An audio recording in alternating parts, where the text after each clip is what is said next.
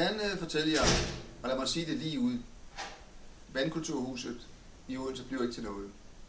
Det gør det ikke, fordi at byens borgmester, som vores forligspart, ham vi har givet hånden på at lave den aftale med, han har talt sig ud af det her forlig og vil hellere bruge penge til noget andet. Derfor trækker vi nu en streg i sanden og konstaterer, at der er ikke flertal i Odense Byråd for at lave det her fantastiske hus, som bliver en flot aktivitet og attraktion for byen. Det får vi nu ikke, desværre. Det andet element, der ligger i det her, det er jo, at vi også har eksterne samarbejdspartnere. Investorer, der investerer op til 30 millioner kroner i Odense. Den kan vi også sige væk til nu. De er pist væk. Det skal jeg beklage, både for pengenes skyld, men også fordi, at det er jo aftalepartnere, vi har haft udefra, der tro har fulgt os igennem hele processen og gerne vil investere i vores by. Hvad tænker de om vores troværdighed? De har jo set, at vi som forligspartner har givet hinanden hånden på det her forlig.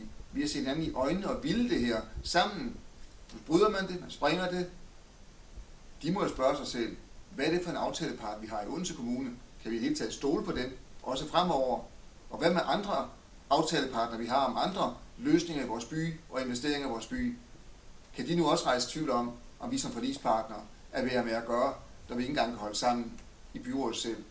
Jeg er meget ked af og ærgerlig over, at det sker på den måde her, og jeg ser ærgerlig over, at vores borgmester går i spidsen for at bryde forlig, som vi har en aftale om. Så lad os da sætte os ned omkring bordet og snakke om det, hvis man vil noget andet.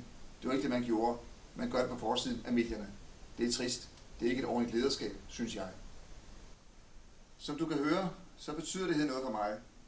Og det gør det, fordi det betyder noget for Odenses fremtid og Odenses udvikling, og dermed for alle byens borgere. Det er vigtigt, at vi tænker og handler også på den lange bane. Derfor vil jeg også godt sige tak til dig, fordi du brugte et par minutter på at høre det her. Tak skal du have.